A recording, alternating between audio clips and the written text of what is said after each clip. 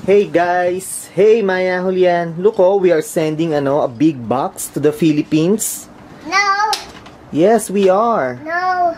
We are sending some stuffed toys and car toys, No. toy trains to the kids in the Philippines. No. And also inside this box, your mom put some shorts, t-shirts, pants for the kids, you know. No. Huh? What do you mean no? I want my toy back. You have to be generous, Julian. You have to share whatever you have to the other people, you know? You have to be generous, Julian. Alright, so we are sending this big box to the kids in the Philippines, okay? No. Yes. No. When you grow up, you will understand what I am talking about. Okay? But for now, just play your robot toy. Is that Optimus Prime? No. Yes. Transformer? And how about you, Maya? What is that? A baby? A baby stuffed toy?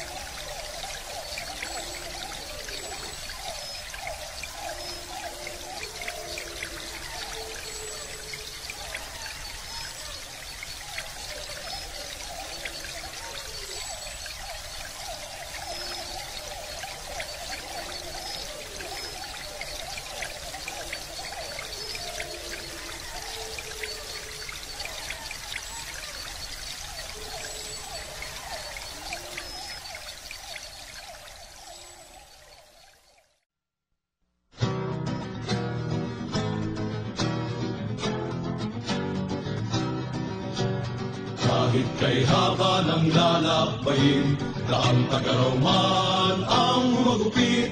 Kahit ilang libong tagulan ang sumapit, hindi tayo titigil. Dahil mithi natin palayain, bawat isa sa pag-alipin. Sa gitna man ng gutom, kahirapan, pasakit, hindi tayo susuko. Kahit na may bagyo, kahit na may unos, kahit may libo-libong kaaway, kahit na magapi ang isang matiraw sa ating dakilang hanay, tayong manggagawa at magsasaka, sambayanan ay muling babangon, ipagtatagumpay ang bawat labanan sa buhay.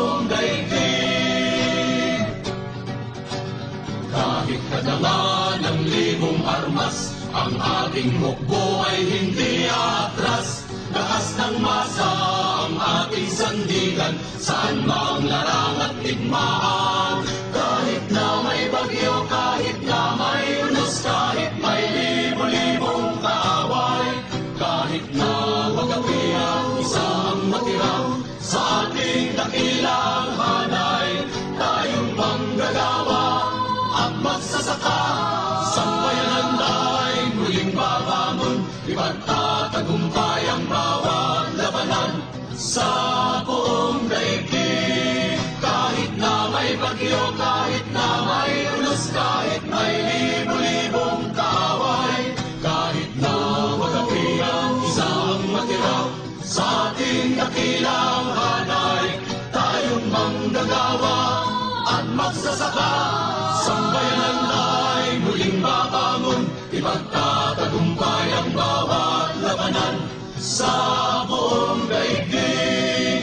Ipagtatagumpay ang bawat labanan sa buong daigdig.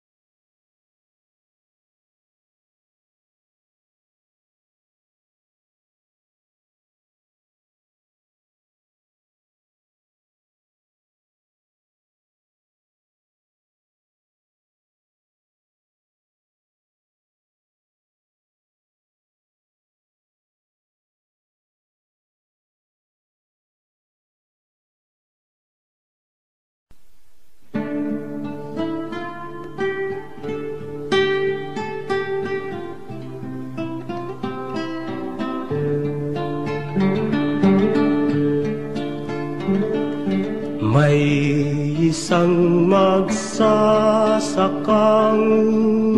Tano ang pangalan.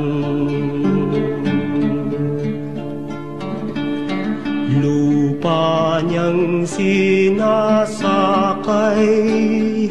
tanging kayamanan. Minsa'y nagkasakit, kaisa-isang anak, naubos ang konting peray, hindi pa rin lumalakas. Sa asendero ay nangutang 100 piso lang. Ngunit ito'y madodoble, sa anihan babayaran. At kapag pumalya, madodoble na naman, madodoble ng madodoble, hanggat di mabayaran. Tano, tano, sa gitit mong kalagayan. Tano, tano, anong kasasapitan? Lumipas ang mga anihang sinalanta ng bagyong nagsidaan. Ang pobreng si Tano'y nabaon sa utang. Hanggang ang lupa niya ang naging kabayaran. May utang pa si Tano, nakikisaka na lang. Ilan ang tulad ni Tano, pinahihirapan.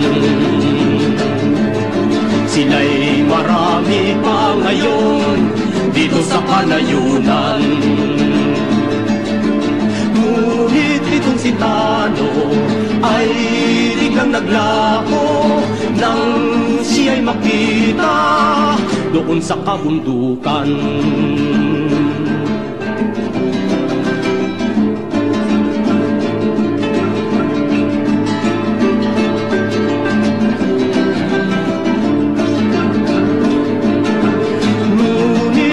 Si Tano ay biglang naglaho nang siya'y makita doon sa kabundukan kasama ng sandatahan.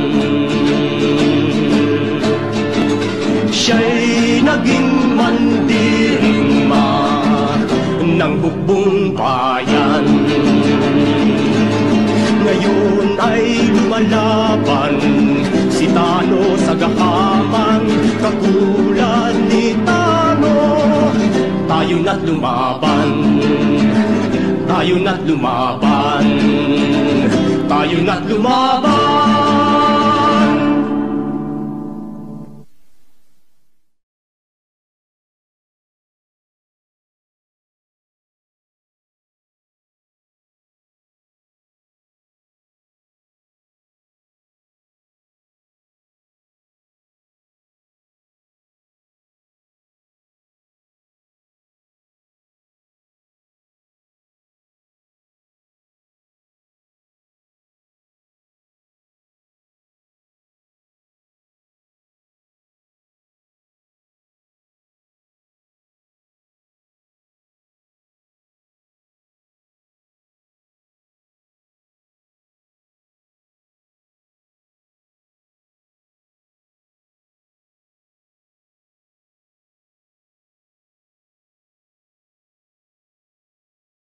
Mga kababayan, ang ating inang bayan ay sadyang napakayaman sa mga likas na yaman.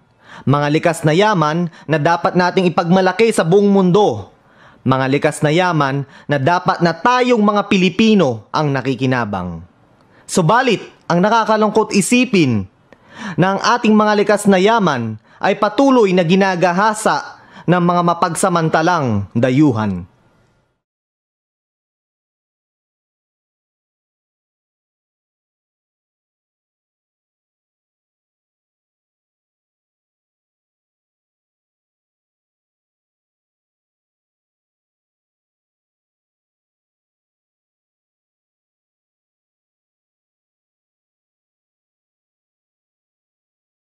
Mga kababayan, sa huling isang dekadang nakalipas, ang pagbaha sa ating bayan dulot ng ulan ay naging mula sa malala sa napakalala. Isa sa mga pangunahing dahilan ay ang pagpatuloy na paggahasa sa ating inang kalikasan. Ang mga halaman at puno sa kagubatan at kabundukan ang pinakamabisang panlaban para maiwasan ang pagbaha sa kapatagan.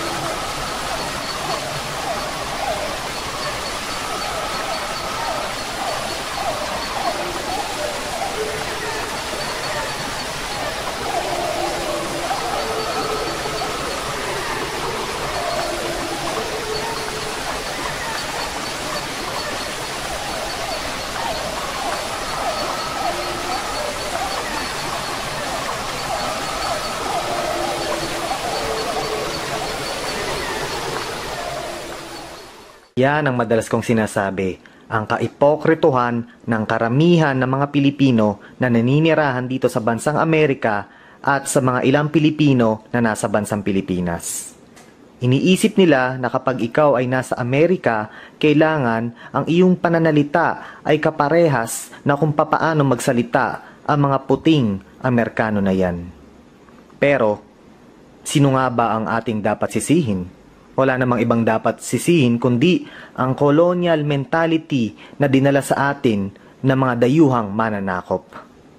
Dahil lang tayo ay sinakop ng mga Amerikano, nagdala sila ng colonial mentality sa ating mga Pilipino. Nais ng mga dayuhang mananakop na tayo ay tumingala sa kanila. Nais ng mga dayuhang mananakop na pilit nating gayahin na kung papaanong pamumuhay mayroon sila. Ito ay parte ng imperialism, colonialism at capitalism.